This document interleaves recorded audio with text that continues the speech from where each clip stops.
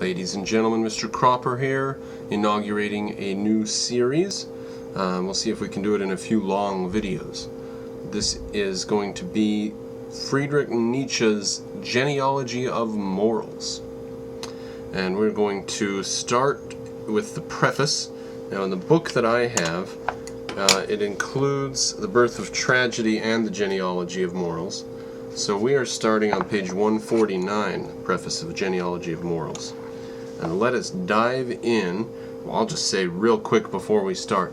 Nietzsche was looking at the world and the intellectual developments in the world, which would, within a couple of generations, create World War I and World War II. So what was going on 30 years before World War I started? Quote, "We knowers are unknown to ourselves, and for good reason. How can we ever hope to find what we have never looked for? Of ourselves, we are not knowers." We don't know ourselves. That was the entire first page, and I cut out a lot of superfluous stuff. And that's the flavor that we're going to go with. We're going to get succinct ideas and move on. So he says that the knower doesn't know himself. And so that's what he's going to do in the Genealogy of Morals, is investigate where morals came from and try to get to know ourselves.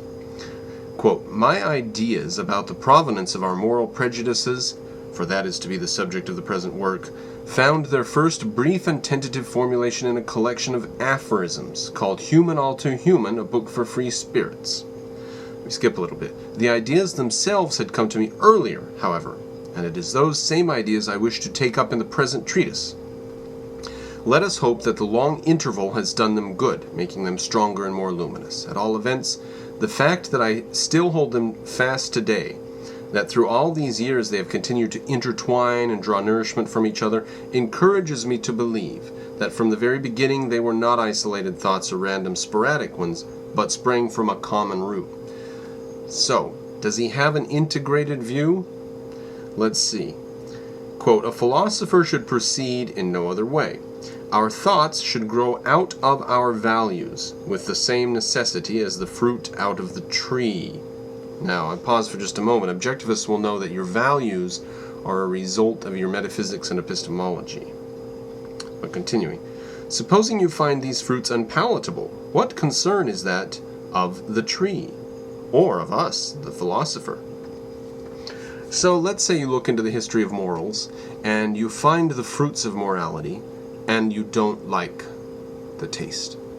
Doesn't seem nice to you. It's not what you would have preferred. Now, what if Nazism is that fruit?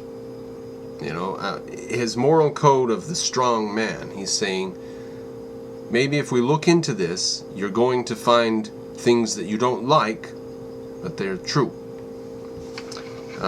So even if you don't care for the fruit. All right, moving on to section 3.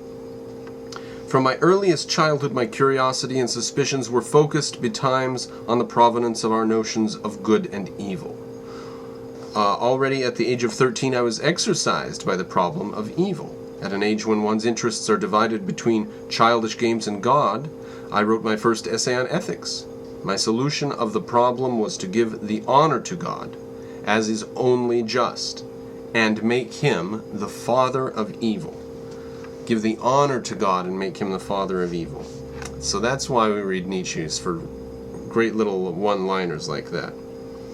Okay, so we're going to skip down a bit. So it is in the world as such, not behind. "Fortunately, I learned in good time to divorce the theological prejudice from the moral, and no longer to seek the origin of evil behind the world. Under what conditions did man construct the value judgments good and evil?" So instead of looking for evil behind the world, he now understands evil to be an integrated part of the world, a part of reality, rather than some metaphysically separate thing. Under what conditions did man construct the value judgments good and evil, and what is their intrinsic worth? Have they thus far benefited or retarded mankind? Now, how could you ask that? How could it be the morality and morals have retarded mankind? I guess it would be more reasonable for him 150 years ago, when things didn't look quite as starkly advanced as they do today. But continuing. Do they betoken misery, curtailment, degeneracy, or on the contrary, power, fullness of being, energy, courage in the face of life, and confidence in the future? So, that is a pretty good start, and now we're going to skip a lot. We're going to skip a page and a half here. The reader may want to go back to what I had to say in Human All Too Human about the double evolution of good and evil, in the ruling class and the slave class respectively, about the origin and value of the ascetic code of ethics and the morality of custom, that much more ancient type of morality which is worlds apart from any system of altruistic valuation. Also to what I said in The Wanderer and Daybreak about the origin of justice as a mutual adjustment between roughly equal powers, balance being the precondition of all covenants and hence of all law. So justice is a mutual adjustment between roughly equal powers. So justice is not relevant if the powers are not roughly equal. Further to what I said in The Wanderer about the origin of punishment, which cannot possibly be reduced to motives of intimidation, those motives being always secondary and only coming into play under special circumstances. So punishment is not for intimidating. We will get into this in a bit, but punishment for him is an act of sadism. It's a pleasure. I mean, it's not, Nietzsche didn't, his view of it, not for him, is that we punish people for the pleasure that it brings the person who was wronged. But we'll get to that. All right, we're getting to section 5 now. At bottom, I was concerned with much more important than either my own or someone else's hypothesis about the origin of ethics. Oh dear, sorry, I'm reading past where I put my mark. At bottom, I was concerned with the value of ethics, and I had to fight this issue out almost alone with my great teacher Schopenhauer, to whom Human All Too Human, with all its passion and hidden contradictions, addresses itself, as though he were still alive. That book, be it observed, was likewise an attack.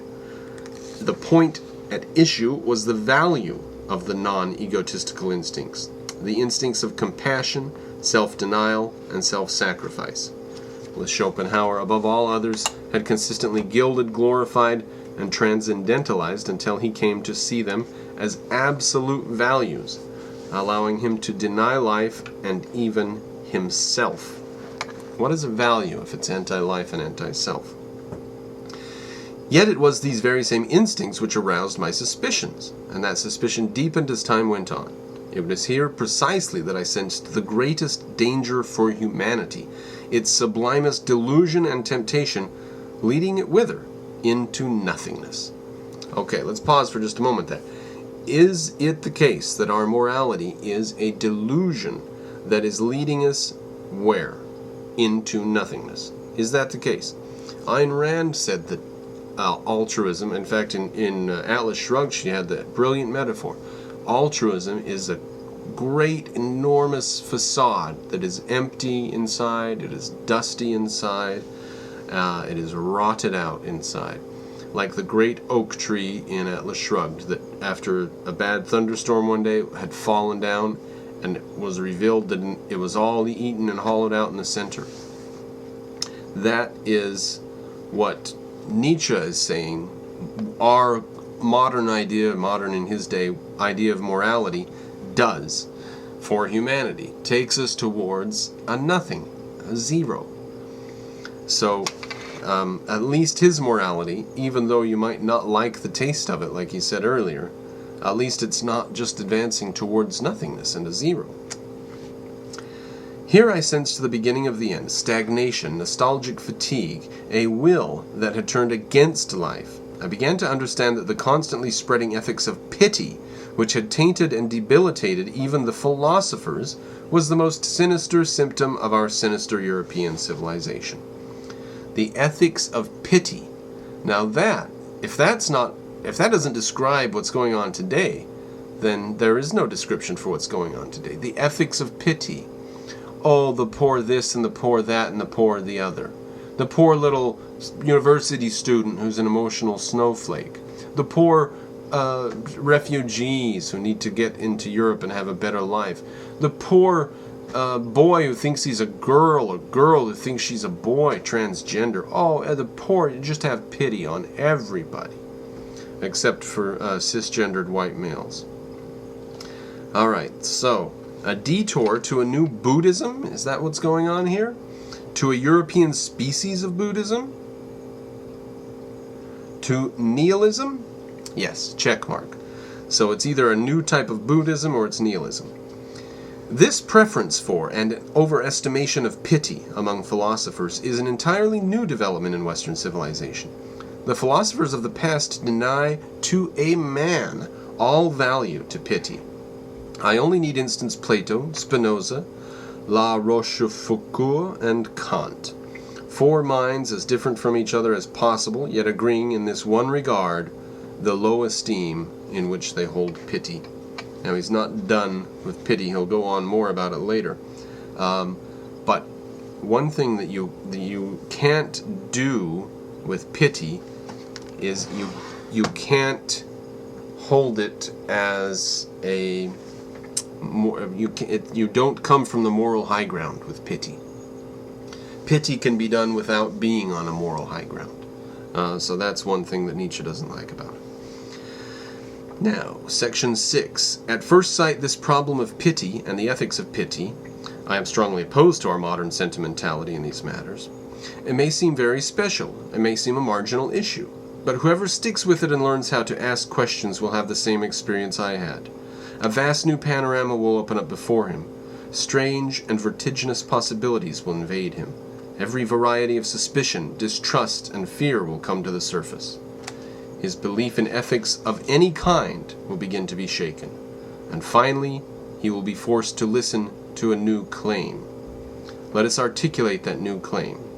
We need a critique of all moral values. The intrinsic worth of these values must first of all be called into question. To this end, we need to know the conditions from which those values have sprung and how they developed and changed. Morality as consequence, symptom, mask, tartuffery, sickness, misunderstanding.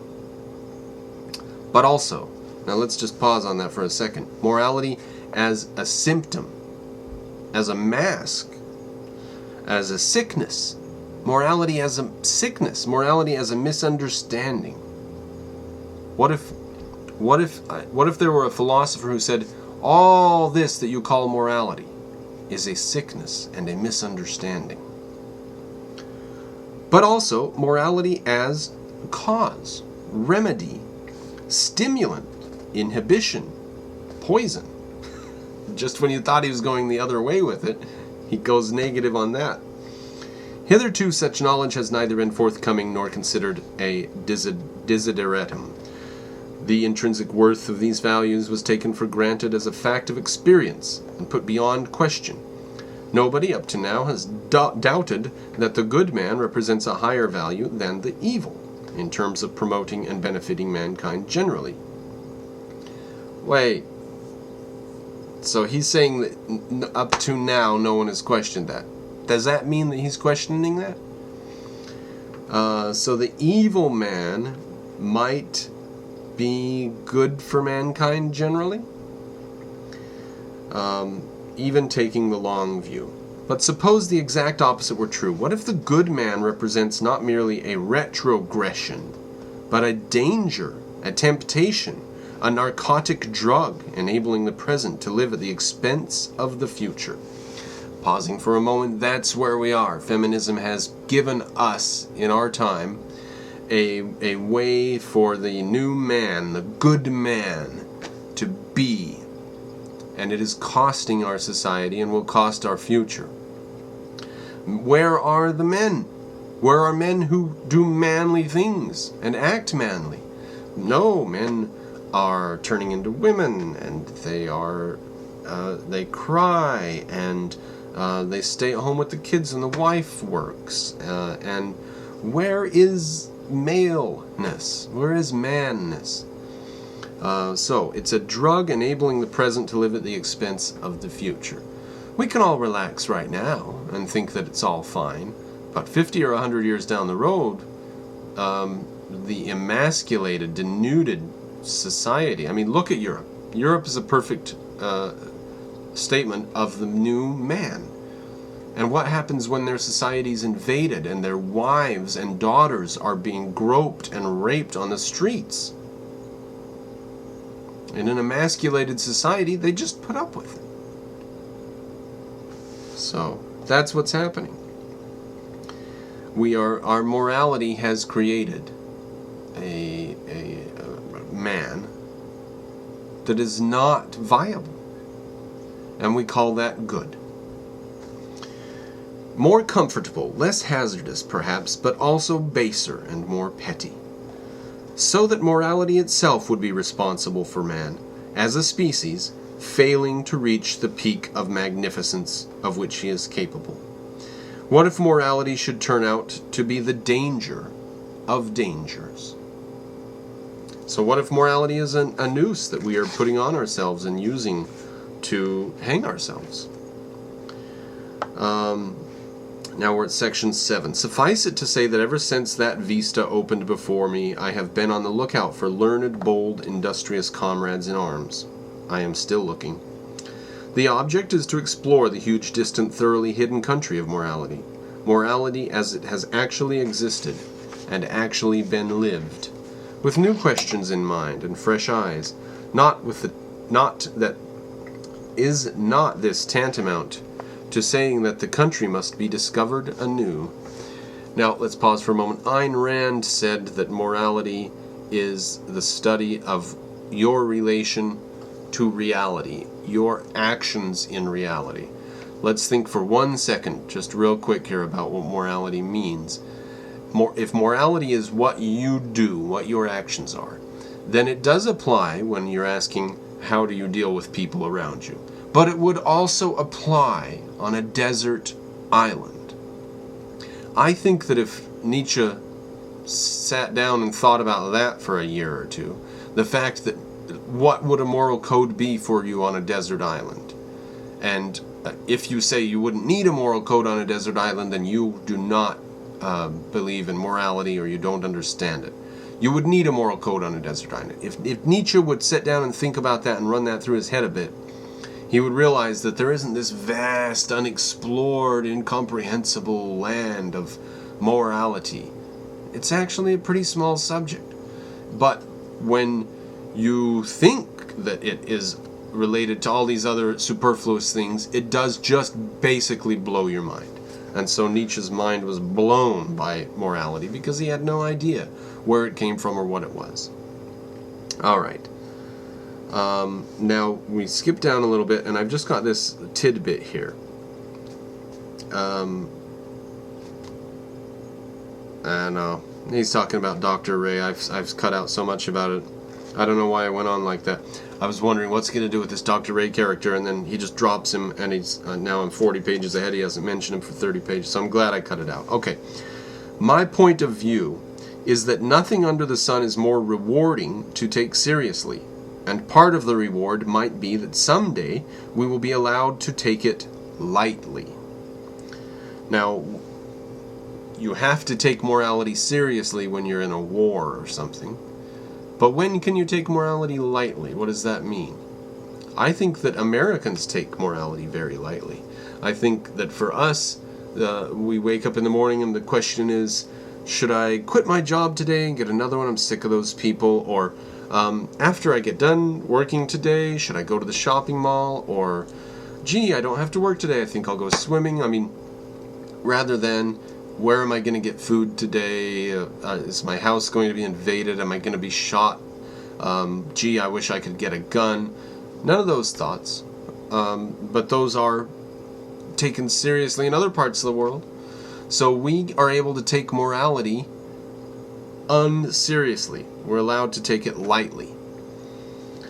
Quote, "For lightheartedness, or to use my own phrase, a gay science, is the reward of a long, courageous, painstaking inward seriousness, which to be sure is not within every man's compass.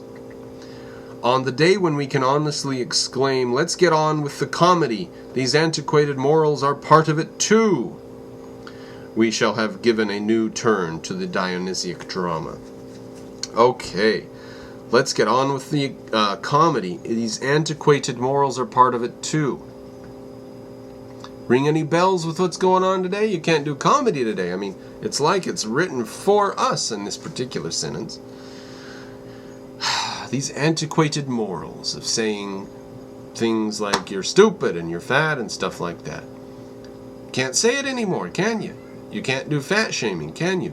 I like Milo Yiannopoulos says fat shaming is a good thing. We don't make friends. People don't like us as much if we're fat and ugly. He says this. I mean, it's not politically correct that he's gay, so he can say whatever he wants. But what does it mean to tell people you can be as fat as you want and everyone will love you and they have to love you, they have to respect you? What does that mean? What's that doing to people? So Milo Yiannopoulos says we need to go back to saying, try to be skinny and beautiful so people will like you. End of story. It's healthy and it's good for you. But these antiquated morals are being thrown out. Now he says, let's get on with the comedy. The antiquated morals are part of it too. So that will be the death knell for feminism when we start saying, you know, these old values that we thought we could throw out seem to be sturdy, long-term, real values. And all this transgender and things like this is going to go by the wayside. You might be shocked to hear take it from me, ladies and gentlemen, you might be shocked to hear this, but I think that we've had a little bit of a holiday, and that in the future people are going to be very, very annoyed with what's happened with the far left and how they've really done some crazy things in our country. And when the fight back comes, when, as Nietzsche says, we get to the point where we say these antiquated values are part of it too, when that fight back comes, we're going to do things like make it difficult to divorce, make it impossible to have an abortion, probably make alcohol illegal again or something. I can see that the war on drugs might tighten back down. They're going to think that all this marijuana legalization is just a bunch of hippies, and they're going to fight back against that possibly. These old values, they were not fun when they were in place, and we're not going to like them to come back, but that's not necessarily the question. How do you run a society if people can't be married and get married and stay married? If everyone just is divorced within 2 years, then, or they don't even get married, just kids out of wedlock. How do you run that society? So we are going to go backwards towards better values. The antiquated morals. All right, done with that section. Going on to section 8. Now this one it's a fairly good little section, and you'll have to stick with me because I didn't edit a single word out of it. Should this treatise seem unintelligible or jarring to some readers, I think the fault need not necessarily be laid at my door. It is plain enough, and it presumes only that the reader will have read my earlier works with some care, for they do in fact require careful reading. As regards my Zarathustra, I think no one should claim to know it who has not been, by turns, deeply wounded and deeply delighted by what it says. Only such readers will have gained the right to participate in the halcyon elements from which it sprang, with all its sunniness, sweep, and assurance. Also, the aphoristic form may present a stumbling block, the difficulty being that this form is no longer taken hard enough. An aphorism that has been honestly struck cannot be deciphered simply by reading it off. This is only the beginning of the work of interpretation proper, which requires a whole science of hermeneutics. Hermeneutics, by the way, I say, ladies and gentlemen, just insert here, hermeneutics is valuable, and someday it will be real again. It will be useful again. And there's probably someone somewhere who does hermeneutics in a useful way. But finding out what a certain phrase or joke or sentence from ancient history means is an exercise in hermeneutics. Hermeneutics, as done today in the philosophy departments and departments of Marxism at universities across our country, is a flying, laughing joke. Continuing. In the third essay of this book, I give an example of what I mean by true interpretation. An aphorism stands at the head of that essay, and the body of the essay forms the commentary. One skill is needed, lost today unfortunately, for the practice of reading as an art, the skill to ruminate, which cows possess, but modern man lacks. This is why my writings will, for some time yet, remain difficult to digest. Now, a ruminant, as you probably know, is an animal that has multiple stomachs, so it'll eat food and then it'll spend the next hours spitting the food back up and chewing it and swallowing it again and again. So to ruminate means to digest something and then to continue to chew on it and continue to chew on it. Okay, now that's the end of the preface. So now we are on to the first essay, Good and Evil, Good and Bad.